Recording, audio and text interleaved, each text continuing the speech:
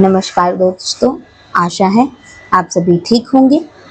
आज हम पढ़ेंगे शिक्षा मनोविज्ञान की अवधारणा, महत्व तथा उद्देश्य के विषय में। शिक्षा और मनोविज्ञान के संगम से जन्मी यह विधा आधुनिक शिक्षण प्रणाली की नींव है। शिक्षा और मनोविज्ञान का संगम हुआ कैसे?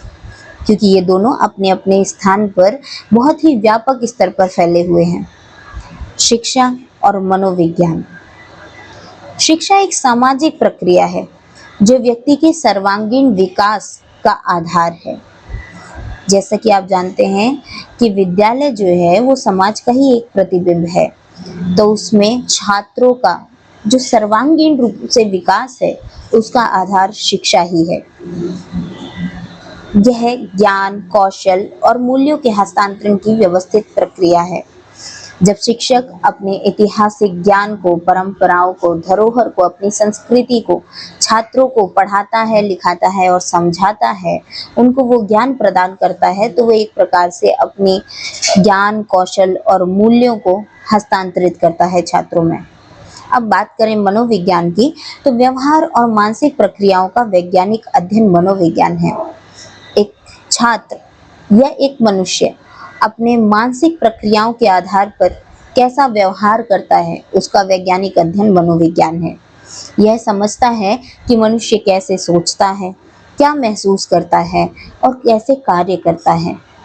शिक्षा मनोविज्ञान क्या है? शिक्षा और अधिगम की प्रक्रियाओं का व्यवहारिक अध्ययन।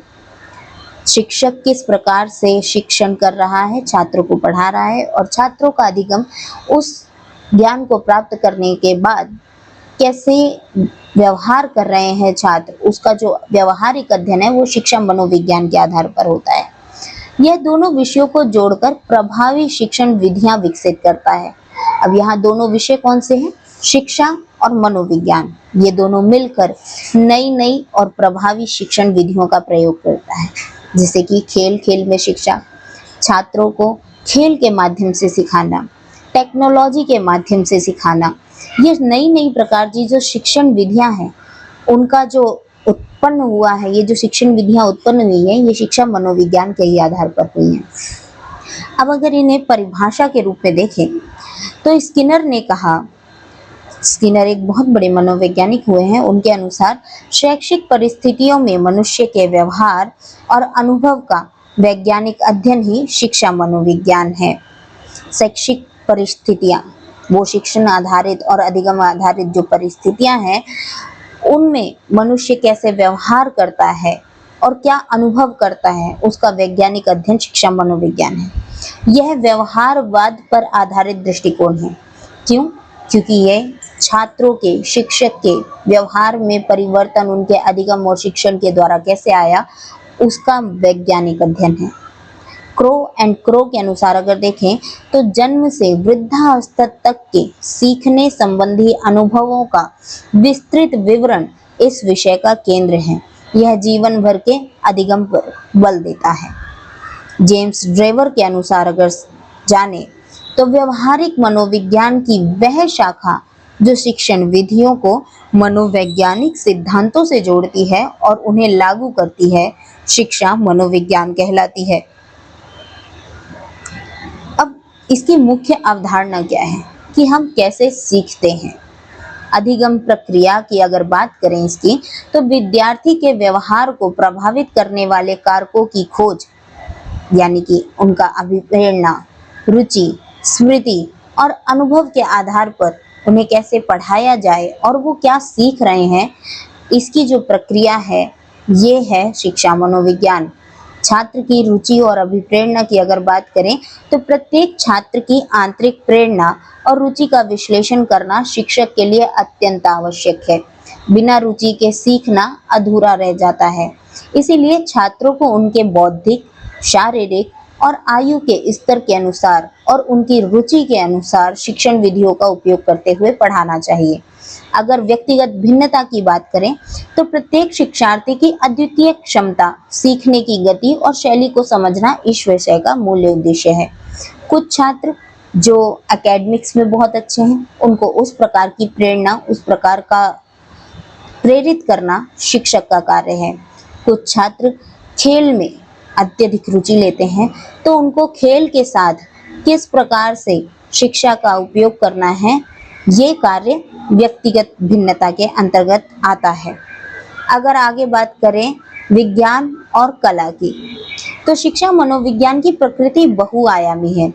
यह जहाँ एक और वैज्ञानिक पद्धति पर आधारित है, वहीं दूसरी ओर यह एक सृजनात्मक कला है। व्यवहारिक विज्ञान, यह एक अनुप्रयुक्त विज्ञान है जो सैद्धांतिक ज्ञान को व्यवहारिक शिक्षण परिस्थितियों में लागू करता है। इसको विज्ञान क्यों कहा गया? क्योंकि साइंटिफिक मेथड्स, इसमें जितनी भी प्रकार की पद्धतियां हैं, उनका साइंटिफिक रूप से आकलन करना संभव है, इसलिए इसे व्यवहारिक विज्ञान कहा गया। डेटा आधारित, खोज, प्रयोग और निरीक्षण से प्राप्त तथ्यों का संग्रह और विश्लेषण इसकी वैज्ञानिक आधारशिला है। इसको व्यवहारिक विज्ञान कहने का जो आधार है वो ये डेटा संबंधित है। क्यों? क्योंकि इसका जो भी प्रभाव होता है, जो भी इसमें परिवर्तन होते हैं, जो व्यवहारिक परिवर्तन होते हैं, उसका आकलन हम डेटा के द्वारा कर सकते हैं। और इसमें लचीलापन है। समय के साथ विकसित होने वाली शिक्षण पद्धतियां नई खोजों और सामाजिक परिवर्तनों के अनुसार ढलने की क्षमता। अगर बात करें शिक्षण प्रणाली की, तो मनोविज्ञान को समझते हुए छात्र को समाज के साथ आगे बढ़ते हुए, उनकी नई नई रुचियों को समझते हुए, नई नई टेक्नोलॉजी को समझते हुए छात्रों का उन टेक्नोलॉजी के माध्यम से अधिगम कराना, ये एक कला है। तो इसलिए इसके वैज्ञानिक आधार पर इसको विज्ञान कहा गया और इसके लचीलेपन और इसकी कार्यकुशलता के आधार पर इसे कला कहा गया। आगे बात करें कि शिक्षा मनोविज्ञान के उद्देश्य क्या हैं। प्रभावी शिक्षण अधिगम प्रक्रिया, शिक्षण और सीखने की प्रक्रिया को अधिक प्रभावी, रोचक, सार्थक बनाना, ताकि प्रत्येक छात्र अधिकतम लाभ उठा सके। ये जाहिर है कि कक्षा में भिन्न भिन्न प्रकार के व्यक्तित्व भिन्नता वाले छात्र होते हैं।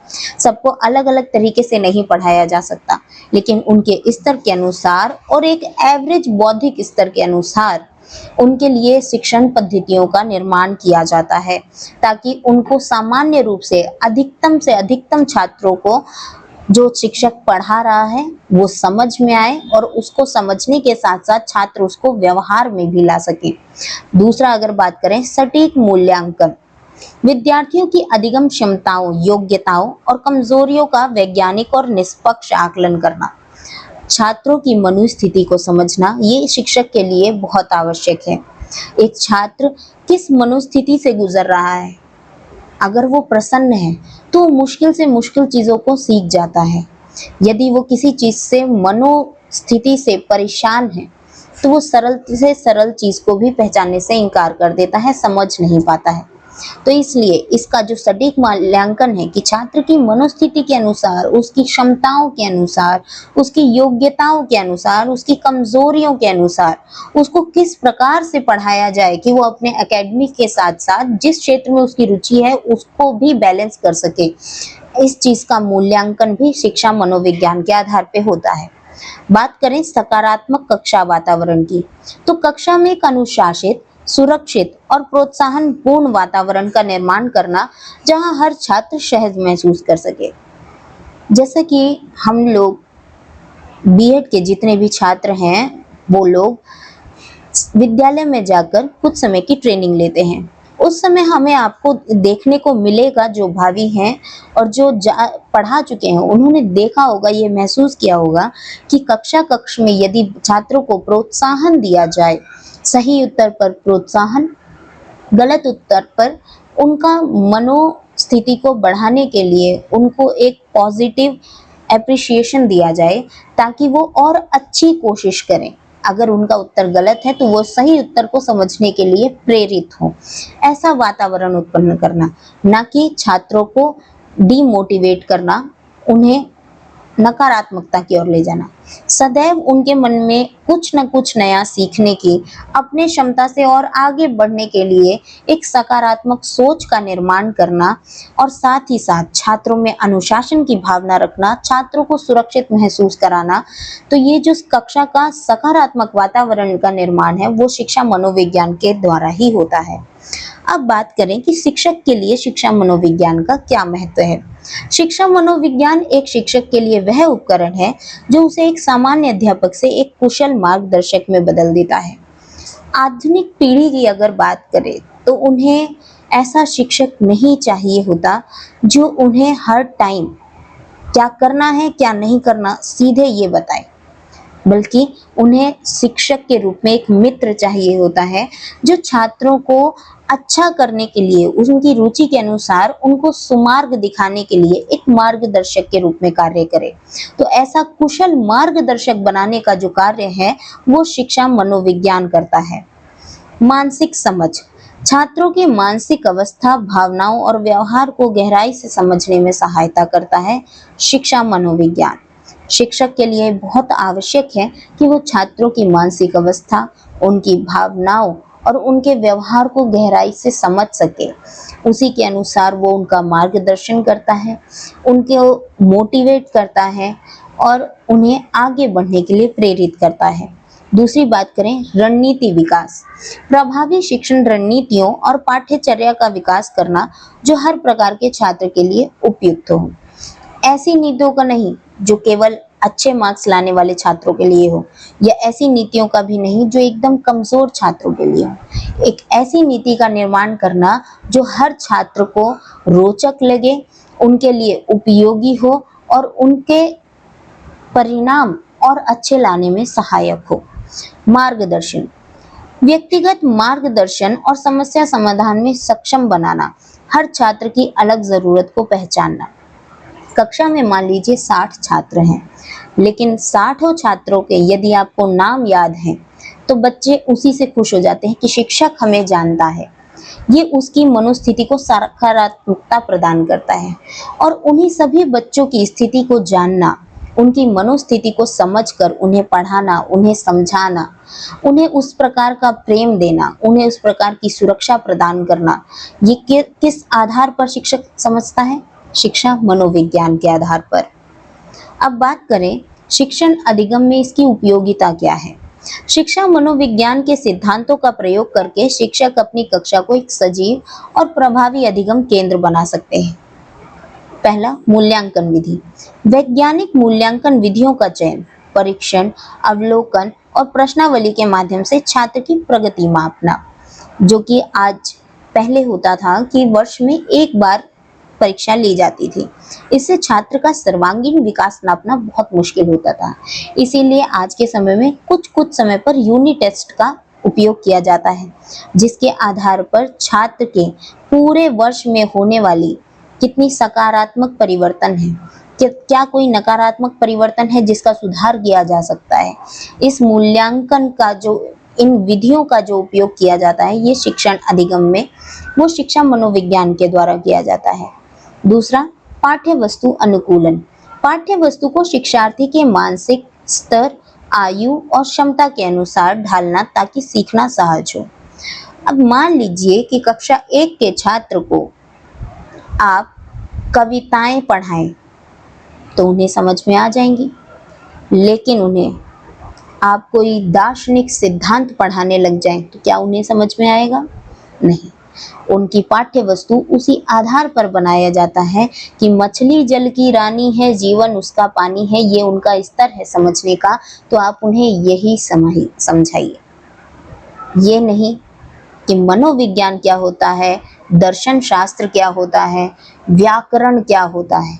व्याकरण का स्तर उनके स्तर के अनुसार होता है कि बच्चा का खा घा से शुरू करता है, सीधे संधि समाज से शुरू नहीं करता। तो उस पाठ्य वस्तु का अनुकूलन शिक्षा मनोविज्ञान के द्वारा किया जाता है। फिर बात करें अभिप्रेरणा प्रयोग के, तो अभिप्रेरणा के सिद्धांतों का प्रयोग कर सीखने की गति और गुणवत्ता बढ़ाना, पुरस्कार देना, प्रशंसा करना या लक्ष्य निर्धारण करना, छात्रों को सकारात्मक प्रोत्साहन देना, उनको आगे बढ़ने के लिए प्रेरित करना।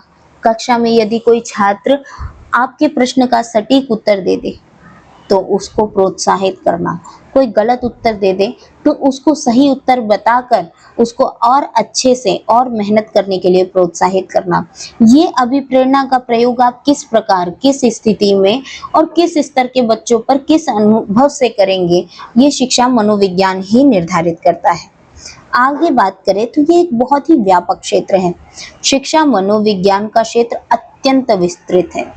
यह 3 प्रमुख स्तंभों पर खड़ा है जो मिलकर संपूर्ण शैक्षिक अनुभव को आकार देते हैं। पहला, अधिगमकर्ता यानी कि विद्यार्थी, प्रकृति और उसके विकास के चरण।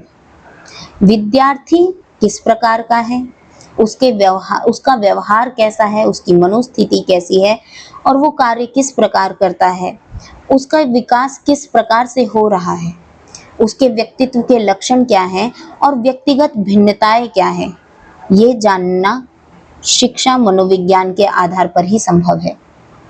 दूसरा बात करें तो शिक्षण विधियां, शिक्षण प्रक्रिया, शिक्षण विधियां, शिक्षण के कौशल, तकनीक का उपयोग, कक्षा प्रबंधन का उपयोग, ये शिक्षक के लिए जरूरी है शिक्षा मनोविज्ञान के अंदर। अब बात करें कक्षा के वातावरण की, तो कक्षा का प्रभाव और उसका सामाजिक संदर्भ, जैसे कि पुराने जमाने में कहा जाता था कि जो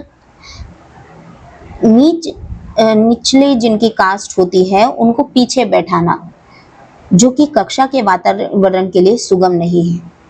आज की शिक्षा समग्र शिक्षा है। यहाँ सभी छात्र एक यूनिफॉर्म में एक लक्ष्य के साथ, जीवन को अच्छे स्तर पर ले जाने के लक्ष्य के साथ आते हैं और उन्हें वैसा ही वातावरण प्रदान करना, समाज में कैसे परोपकार, सौहार्द, एक दूसरे से प्रेम के साथ बढ़ा जाता है, उसका वातावरण निर्माण करना, उनके पारिवारिक प्रभावों को समझना और सहकर्मी समूह जो ग्रुप एक्टिविटीज कराती हैं उसके द्वारा उनके अंदर एक दूसरे के प्रति सहायता, सहयोग, प्रेम, सौहार्द की भावना जगाना, ये शिक्षा मनोविज्ञान के द्वारा ही संभव हो पाया है। ये तीनों क्षेत्र, अधिगमकर्ता, शिक्षण प्रक्रिया और वातावरण, आपस में गहराई से जुड़े हैं। एक शिक्षक को इन तीनों को समझकर ही प्रभावी शिक्षण देना संभव है। अब निष्कर्ष के रूप में अगर बात करें तो एक बेहतर कल की नींव है शिक्षा मनोविज्ञान। शिक्षा मनोविज्ञान केवल सैद्धांतिक ज्ञान नहीं है, बल्कि यह वह उपकरण है जो हर शिक्षक को एक मार्गदर्शक और हर छात्र को एक सफल शिक्षार्थी बनाता है। समझ के रूप में अगर देखें तो छात्र की मानसिकता और सीखने की प्रक्रिया की गहराई से लागू करना, वैज्ञानिक सिद्धांतों को कक्षा में व्यावहारिक रूप से लागू करना और बदलना, हर छात्र के जीवन को शिक्षा के माध्यम से सकारात्मक रूप से बदलना, यानी कि समझ, बदलाव और इसे लागू करना, ये सब कुछ शिक्षा मनोविज्ञान के द्वारा ही संभव है। शिक्षा मनोविज्ञान का अध्ययन करके हम न केवल बेहतर शिक्षक बनते हैं, बल्कि एक बेहतर समाज के निर्माण में योगदान देते हैं। तो एक शिक्षक होने के नाते हमें शिक्षा मनोविज्ञान के हर एक पहलू को समझना चाहिए, जानना चाहिए। इसको जान के ही आप नई पीढ़ी को एक नया जीवन प्रदान कर सकते हैं, एक बेहतर कल प्रदान कर सकते हैं। सभी को बहुत बहुत धन्यवाद। अगर आपके कोई भी प्रश्न हैं इस विषय से रिलेटेड तो आप नीचे कमेंट कर सकते हैं और वीडियो को लाइक, शेयर, सब्सक्राइब करना ना भूलें। धन्यवाद।